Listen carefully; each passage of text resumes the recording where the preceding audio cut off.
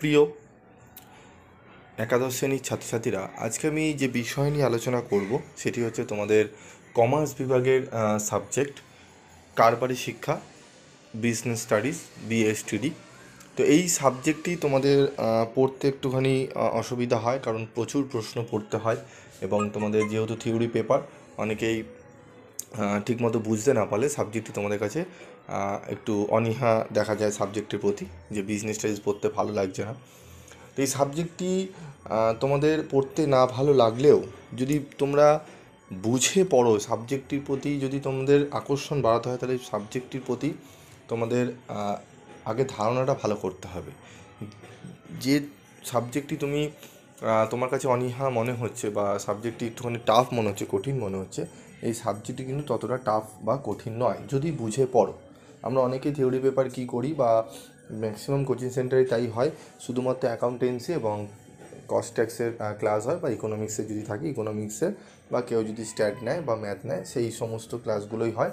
Business studies এবং commercial লয়ের সেরকম class হয় না, যার জন্য কী হয়, আমাদের একটু বুঝিয়ে বই থাকিয়ে অনেক জায়গায় পড়ানো হয়, যার ফলে কী হয়, ম্যাক্সিমাম ছাত্রছাত্রীর ক্ষেত্রে এই সাবজেক্টটি মনে হয় না নিলেই ভালো হতো।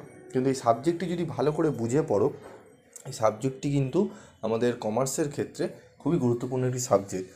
কারণ ভবিষ্যতে গিয়ে তুমি যখন এমবিএ পড়বে, বিবিএ পড়বে, ম্যানেজমেন্ট লাইনে পড়বে, তখন কিন্তু এই সাবজেক্টটি অত্যন্ত গুরুত্বপূর্ণ। এবং কলেজে যখন উঠবে, এই সাবজেক্টটি একটি খুব গুরুত্বপূর্ণ ভূমিকা পালন করবে। কারণ আমরা কমার্স শিখি কী কারণে, তার একটা বিস্তারিত ভিডিও রয়েছে, সেখানে তোমরা শুনলে বুঝতে পারবে। তো আজকে সেই আলোচনা করলে ভিডিওটি প্রচুর বড় হয়ে যাবে। তো আমি সোজাসুজি চলে আসবো গুরুত্বপূর্ণ কিছু প্রশ্ন নিয়ে। যে প্রশ্নগুলো বলবো ভালো করে তোমরা দেখো, একটু বেশি প্রশ্ন পড়তে হবে, কারণ এবারে কোশ্চেন কিন্তু কাউন্সিল থেকে হচ্ছে না। প্রত্যেকটা স্কুলের ম্যাডাম এবং স্যার, মানে স্কুলের টিচাররাই প্রশ্ন করবেন এবং ওনারাই খাতা দেখে বোর্ডে কোশ্চেন পাঠিয়ে দেবেন এবং খাতা চেক করবে, নাম্বার পাঠিয়ে দেওয়া হবে, ঠিক আছে? তো সেক্ষেত্রে আমাদের একটু বেশি প্রশ্ন পড়তে হবে। তবে যে প্রশ্নগুলো আমি এখানে নির্বাচন করেছি, যে প্রশ্নগুলো রেখেছি, সেগুলো খুবই গুরুত্বপূর্ণ। তোমরা পড়লে আশা করি তোমরা অনেক অনেক উপকার পাবে, ঠিক আছে? একদম শেষে দিলাম, কারণ প্রত্যেকেরই টিচারদের কোশ্চেন করা হয়ে গেছে, এখন চাইলেও কোশ্চেন চেঞ্জ করতে পারবেন না, তাই এই সময় আমি তোমাদের সাজেশনগুলো দেব। তো দেখো, ইম্পর্টেন্ট কোশ্চেন ইউনিট 1 থেকে কি কি পড়বে। প্রথমেই পড়বে গুদামজাতকরণ ও বিজ্ঞাপনের ওপর সংক্ষিপ্ত টিকা লেখো, ঠিক আছে? বিজ্ঞাপন এবং গুদামজাতকরণের ওপর, গোডাউন, ঠিক আছে, তার ওপর একটি টিকা হিসাবে তোমাকে পড়তে হবে। কারবারের অর্থনৈতিক উদ্দেশ্যগুলি বর্ণনা করো। কারবার কাকে বলে অবশ্যই পড়বে, কারবারের বৈশিষ্ট্যগুলো একটু পড়ে নেবে বা কার্যাবলীগুলো একটু পড়বে, তার সাথে পড়বে অর্থনৈতিক উদ্দেশ্য কী কারবারের, ঠিক আছে? কারবার ও পেশার মধ্যে পার্থক্য আলোচনা করো। প্রশ্নটি খুব একটি গুরুত্বপূর্ণ নয়, তবে কিছু কিছু স্কুলে কিন্তু দিতে পারে, ঠিক আছে? তবে এই প্রশ্নটিও তোমরা পড়বে। প্রত্যেকটা চ্যাপ্টার থেকে আমি 4টি থেকে 5টি প্রশ্ন বলবো, তার বেশি আমি বলবো না, ঠিক আছে? খুব বেশি হয়তো 5টি প্রশ্ন হবে, আমি বলে দেবো, সেগুলো একটু তোমরা রিভিশন করে নাও, আশা করি তোমরা ভালো রেজাল্ট করতে পারবে। বাণিজ্যের বৈশিষ্ট্যগুলি বিবৃত করো। প্রশ্নটি খুবই গুরুত্বপূর্ণ, দেখছো স্টার দেওয়া রয়েছে, অবশ্যই প্রশ্নটি পড়বে। কারবারি ঝুঁকি কী, এর অর্থনৈতিক কারণগুলি আলোচনা করো। What is business risk, discuss it's economic reason. উদাহরণসহ শিল্পের শ্রেণীবিভাগ করো, ঠিক আছে? 6টা প্রশ্নের মধ্যে আমি 5টা প্রশ্ন কিন্তু ইম্পর্টেন্ট বললাম কারবার আর পেশার মধ্যে, জাস্ট তোমরা একটু চোখ বুলিয়ে যাবে, 2 থেকে 3টে পয়েন্ট একটু জাস্ট পড়বে, ঠিক আছে? কারবার আর পেশার মধ্যে কিন্তু পার্থক্যটা পড়ে রাখলে তোমরা ওখান থেকে কী হবে, তোমাদের যদি কারবারের বৈশিষ্ট্য দেয়, পেশার বৈশিষ্ট্য দেয়, পেশা কাকে বলে, পেশার উদাহরণ, সমস্ত বিষয়গুলো তোমরা ওখান থেকে তোমরা পেরে যাবে যখন ছোট প্রশ্ন বা এমসিকিউ দেওয়া হবে, ঠিক আছে? তাহলে প্রথম চ্যাপ্টার থেকে এই 6টি প্রশ্ন তোমাদের পড়তে হবে। আরেকটি প্রশ্ন তোমরা পড়ে রাখতে পারো, মুনাফা অর্জন কারবারের একমাত্র উদ্দেশ্য নয়, ব্যাখ্যা করো। এই প্রশ্নটি কয়েকটি স্কুলে হয়তো দিয়েছে, প্রশ্নপত্রে হয়তো দেওয়া হয়ে গেছে, এই প্রশ্নটি তোমরা দেখে রাখতে পারো, প্রশ্নটি গুরুত্বপূর্ণ, ঠিক আছে? 8 নম্বর প্রশ্নটি তোমাদের পড়ার দরকার নেই, আমি তাও দিয়ে রেখেছি, যদি কেউ পড়ে থাকো একবার রিভাইজ করে নেবে। ইউনিট 2 থেকে কী কী পড়বে, অংশীদারি কারবারের নিবন্ধনের সুবিধাগুলি কী কী, অংশীদারি কারবার কেন আমি নিবন্ধন করব, রেজিস্ট্রেশন করব, একটি কারবার গঠনের কী কী ধাপ রয়েছে সেগুলো আলোচনা করতে হবে। সীমিত দায় বিশিষ্ট অংশীদারি কারবারের বৈশিষ্ট্য লেখো। কোম্পানির 4টি বৈশিষ্ট্য সম্পর্কে আলোচনা করো। এক মালিকি কারবারের বৈশিষ্ট্য লেখো, ঠিক আছে? সমবায় সমিতির সুবিধাগুলি কী কী, ঘরোয়া কোম্পানি ও সর্বজনীন কোম্পানির মধ্যে পার্থক্য লেখো। ইউনিট 3 বিভাগীয় সংস্থার সুবিধাগুলি আলোচনা করো। বিভাগীয় সংস্থার বৈশিষ্ট্যগুলি আলোচনা করো। সরকারি কোম্পানির সুবিধাগুলি বর্ণনা করো। যৌথ উদ্যোগ সম্পর্কে সরকারি নীতিগুলি ব্যাখ্যা করো। সরকারি কারবারের ক্ষেত্রে মুনাফার হার কম হওয়ার কারণগুলি কী কী? সরকারি ও বেসরকারি অংশীদারিত্বের বৈশিষ্ট্যগুলি আলোচনা করো। ইউনিট 4 থেকে কী কী প্রশ্ন পড়ব? ডাক পরিষেবার বিভিন্ন ধরনগুলি বিবৃত করো। বীমার নীতিগুলি সংক্ষেপে ব্যাখ্যা করো। বিভিন্ন ধরনের ব্যাংক আমানতের একটি সংক্ষিপ্ত ধারণা দাও। চলতি আমানত হিসাব ও সঞ্চয়ী আমানত হিসাবের মধ্যে পার্থক্য লেখো। কারবারি ক্ষেত্রে বীমার গুরুত্ব বর্ণনা করো, খুবই গুরুত্বপূর্ণ প্রশ্ন। চেকের এবং ব্যাংক ড্রাফটের বৈশিষ্ট্যগুলি আলোচনা করো। চেকের এবং ব্যাংক ড্রাফটের বৈশিষ্ট্য খুবই গুরুত্বপূর্ণ, তোমরা একটুখানি জাস্ট বুঝে পড়বে চেক কাকে বলে, চেকের বিভিন্ন বৈশিষ্ট্য, ঠিক আছে? তো এগুলো একটুখানি জাস্ট তোমরা দেখে নেবে। আর ব্যাংক ড্রাফটেরও বৈশিষ্ট্য অনেকটাই সিমিলার রয়েছে, দুটোই তোমরা একটু ভালো করে দেখে নেবে। জীবন বীমা সাধারণ বীমার মধ্যে পার্থক্য, অত্যন্ত সোজা প্রশ্ন এটি, ঠিক আছে? তো এইটি করবে। তোমাদের মানুষের জীবনের উপর যে বিমা করা হয় তাকে জীবন বিমা বলে। সাধারণ বিমা কাকে বলে? সম্পত্তির ওপর যে বিমা করা হয় তাকে সম্পত্তি বিমা, সাধারণ বিমা বলে, ঠিক আছে? জীবন বিমার ক্ষেত্রে তোমার কি বলবে, টাকা পাওয়ার নিশ্চয়তার, ঠিক আছে, থাকে, ঠিক আছে, মেয়াদ পূর্তি শেষে। কিন্তু সাধারণ বিমার ক্ষেত্রে কি হয়, যতক্ষণ না দুর্ঘটনা ঘটছে তারপর যদি না ঘটে তাহলে কিন্তু তোমার টাকাটা পাবে না। তার মানে কি, টাকা পাওয়ার নিশ্চয়তা কম রয়েছে, ঠিক আছে? তো এরকম করে তোমরা একটু পড়ে নেবে। পার্থক্যগুলো খুবই সোজা রয়েছে, ঠিক আছে? এরপর হচ্ছে 5 নম্বর অধ্যায়ে চলে আসবো। 5 নম্বরে দেখো ই কারবার কাকে বলে, ই কারবারের সুবিধা অসুবিধা বর্ণনা করো। 2 নম্বর হচ্ছে ই কারবারের জন্য প্রয়োজনীয় উপাদানগুলি বর্ণনা করো। আউটসোর্সিংয়ের সুবিধাগুলি আলোচনা করো। আউটসোর্সিং করার ক্ষেত্রে কি কি বিষয় বিবেচনা করতে হয়। ই ব্যবসার কার্যকর প্রয়োগের জন্য কি কি সম্পদের প্রয়োজন হয়। এই প্রশ্নগুলো পড়বে, এখান থেকে 5টি প্রশ্ন পড়বে। ইউনিট 6 থেকে পড়বে কারবারের সামাজিক দায়িত্বগুলি আলোচনা করো। কারবারের নীতি বা নৈতিক নিয়মাবলীর উপাদানগুলি আলোচনা করো।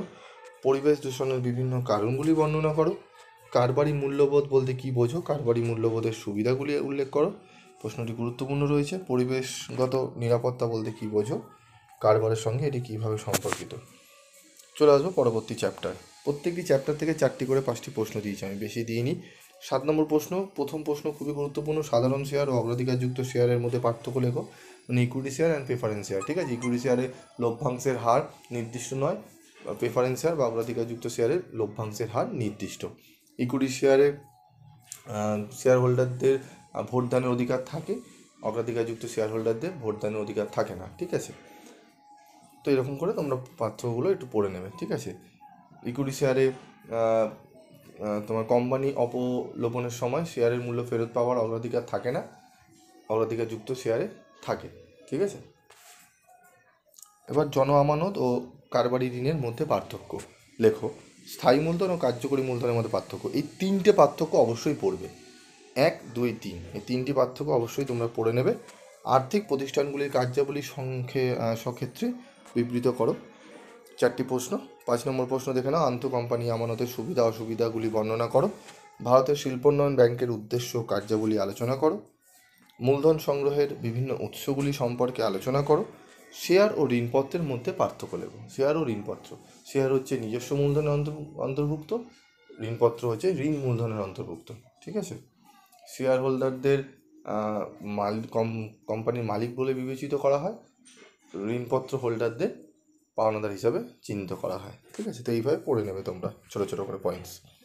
যদি কোনো প্রশ্নের উত্তর তোমাদের বুঝতে বা করতে অসুবিধা হয় আমাকে তোমরা যোগাযোগ করতে পারো আমার সঙ্গে, আমি সেই প্রশ্নের উত্তরটি তোমাদের ভালো করে বুঝিয়ে দেবো, অসুবিধা নেই। আর যারা মনে করছো যে স্যার আমাদের বিজনেস স্টাডিজ একটু প্রবলেম হয়, কোচিংয়ে পড়তে অসুবিধা হচ্ছে, যারা সামনাসামনি থাকো, কলকাতায় যারা থাকো, তারা অফলাইনে ক্লাস তোমরা নিতে পারো। খুবই সামান্য রেমুনারেশনের বিনিময়ে তোমরা শুধু অনলি বিজনেস স্টাডিজও যদি চাও তাহলে পড়তে পারো তোমরা।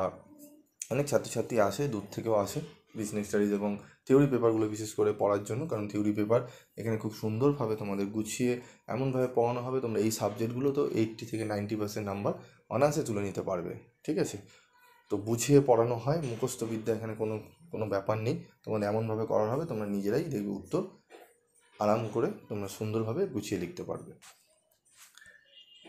8 নম্বর চ্যাপ্টার থেকে কী কী প্রশ্ন পড়ব?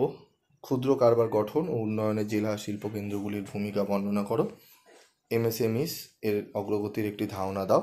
ভারতে ক্ষুদ্র কারবারের ভূমিকা সংক্ষেপে আলোচনা করো। জাতীয় ক্ষুদ্র শিল্প নিগমের উদ্দেশ্যগুলি বর্ণনা করো। এনএসআইসির কার্যাবলী সংক্ষেপে আলোচনা করো। ভারতে ক্ষুদ্র ও কুটির শিল্প টিকে থাকার কারণগুলি বর্ণনা করো। ঠিক আছে, এখান থেকে 6টি প্রশ্ন পড়ব। ইউনিট 9 থেকে 9 নম্বর অধ্যায় থেকে পড়ব। খুচরো ব্যবসায়ের কার্যাবলী আলোচনা করো। কিস্তিবন্দি পদ্ধতি ও ভাড়া পদ্ধতির মধ্যে পার্থক্য লেখো। বণিক ও শিল্প সভার মূল কার্যাবলী সংক্ষেপে ব্যাখ্যা করো। বিভাগীয় বিপণীর বৈশিষ্ট্য বর্ণনা করো।